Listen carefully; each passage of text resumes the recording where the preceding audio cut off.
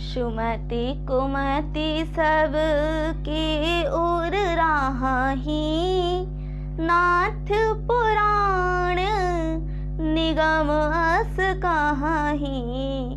जहाँ सुमति तहाँ संपत्ति नाना, जहाँ कुमति तहाँ विपत्ति निदाना।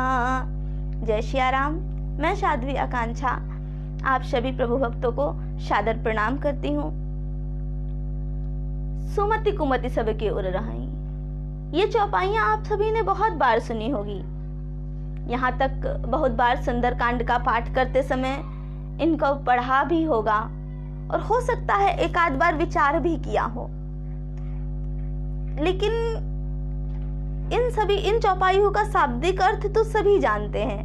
हम सभी को पता है कि सभी के हृदय में दो बुद्धियां रहती हैं, एक सुबुद्धि एक कुबुद्धि। जिसका भी प्रभाव अधिक होता है व्यक्ति वैसा ही बन जाता है। और अगर आपके अंदर सुबुद्धि ज्यादा है तो आपके पास नाना प्रकार की सुख संपदाएं होंगी, और यदि आपके पास कुबुद्धि का प्रभाव अधिक है तो आपके पास अधिक विपत्तियां होंगी। यही तो बाबा तुलसीदास जी कह रहे हैं कि जहां सुमति तहां संपत्ति नाना, और जहां कुमति तहां विपत्ति निदाना। नहीं समझे? समझाते हैं। देखिए, एक बार की बात है, हम आपको ऐसे महापुरुष की बात बताने जा रहे हैं। महापुरुष क्यों कहेंगे उनको हम? वो तो देव ऋषि हैं। देव ऋषि नारद की कथा सुनाने जा रहे हैं।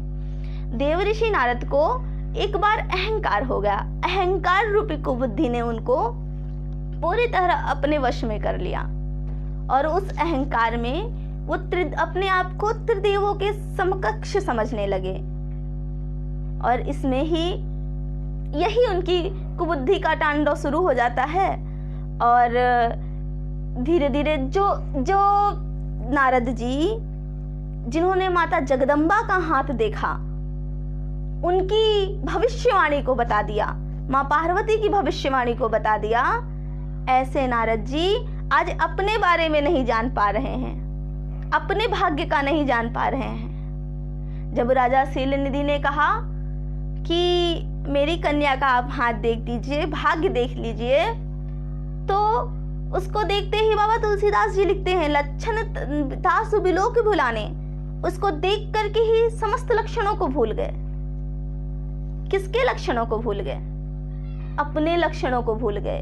ज्ञान उनका धरा का धरा रह गया, वैराग्य उनका धरा का धरा रह गया। क्यों? सिर्फ एक कुबुद्धि हो जाने के कारण। एक कुबुद्धि हो जाने के कारण।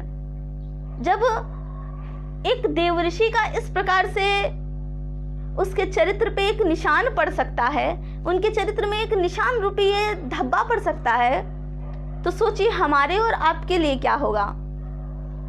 जो देवऋषि जगदम्बा का हाथ पढ़ने का सामर्थ्य रखते हैं, जो देवऋषि देवताओं को रास्ता दिखाने का सामर्थ्य रखते हैं, आज वो हाथ गलत पढ़ रहे हैं। लिखा कुछ है, पढ़ कुछ रहे हैं, और समझ में उनको कुछ और ही आ रहा है। लिखा है जो यही बरही अमर सोई होई, और समर भूमि ते जीत न कोई। जो इस कन्या को वर्ण करेगा वो अमर होगा, और उसको इस संसार में, इस त्रिभुवन में कोई भी हराने वाला नहीं होगा। अर्थात वह पहले से ही अमर होगा। लेकिन इनको ये समझ में आ रहा है कि जो इस कन्या का वर्ण करेगा वो अमर हो जाएगा, उसको कोई जीत नहीं सकता। यहाँ तक लिखा है, सेवई सकल चराचर ताही, और बरई शील निधि कन्या जाही। इस कन्या को जो वर्ण करेगा उसको सारा चराचर, सारा जगत त्रिभुवन उसका जो है सेवा करेगा। ऐसे कौन है? उसमें लिखा है उस त्रिभुवन उसका सेवा करता होगा, जिसके साथ में इस कन्या का विश्व मोहिनी का विवाह होगा। सेवई सकल चराचर ताही, उसकी पूरे चराचर, पूरा जगत, पूरा संसार, पूरा त्रिभुवन, पूरा ब्रह्मांड उसकी जो है आराधना करता होगा। लेकिन आज इनको क्या समझ में आ रहा है?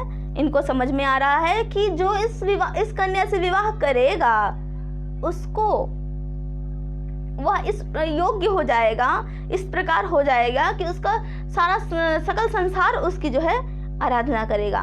मतलब अर्थ का अनर्थ पढ़ रहे हैं और वो भी बताया नहीं, ये भी एक कपट किया। देखिए, जब एक विचार अपने अंदर बुरा आता है, मान लीजिए आप एक छोटी सी गलती करते हैं, तो जब एक गलती करते हैं तो उस गलती को अगर आप छुपाना चाहते हैं तो गलती पे गलती ही किए जाते हैं। एक बुराई को छुपाने के लिए आप अनेकानेक बुराइयों का पहाड़ खड़ा कर देते हैं। लेकिन अगर वह गलती अगर हो गई है आपसे, तो आप अगर उस गलती को मान लें तो वह वहीं से उसकी जड़ समाप्त हो जाती है।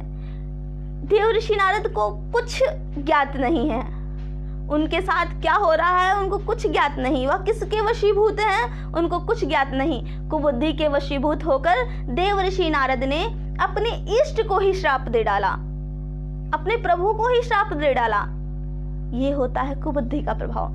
जिस सुबुद्धि के कारण, जिस सुमति के कारण नारद जी को चराचर जगत संसार देव ऋषि नाम से संबोधित करता है, जानता है और उनका सम्मान करता है, ऐसे देव ऋषि नारद को मात्र एक को विचार ने उनके चरित्र पर निशान छोड़ दिया।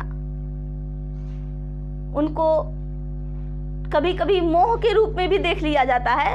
फिलहाल संत लोग इस चीज को मोह के रूप में नहीं देखते, लेकिन समाज तो देख लेता है ना। ये एक धब्बा है, धब्बा पड़ जाता है ना। तो यही मैं आपसे कह रही हूं कि जब ऐसे महान संत जो कि देव ऋषि हैं,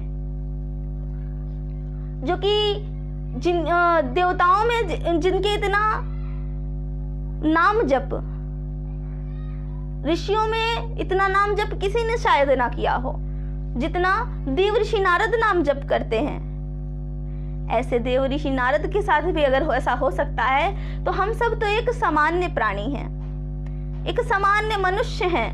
हम सब से तो गलती हो ही जाती है। मनुष्य गलती का पुतला है और गलती हो ही जाती है। अगर गलती हो जाए तो उसको स्वीकार कर लेना चाहिए, सहजता पूर्वक उसको स्वीकार कर लेना चाहिए, जिससे हमारे अंदर वो गलतियों का पहाड़ नहीं होगा। क्योंकि ऐसा नहीं है कि गलती कभी हटनी नहीं है, कभी किसी को दिखनी नहीं है, वो दिखनी है, वो दिखनी है और उसका परिणाम भी हमें ही भोगना है।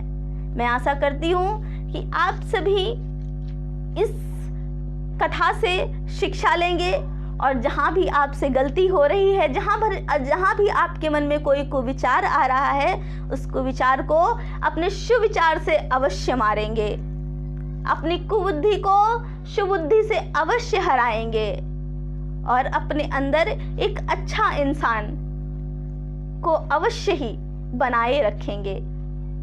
इसी के साथ में यही आशा करते हुए आप सभी से जय सिया राम, खुश रहिए, मस्त रहिए। जय सिया राम।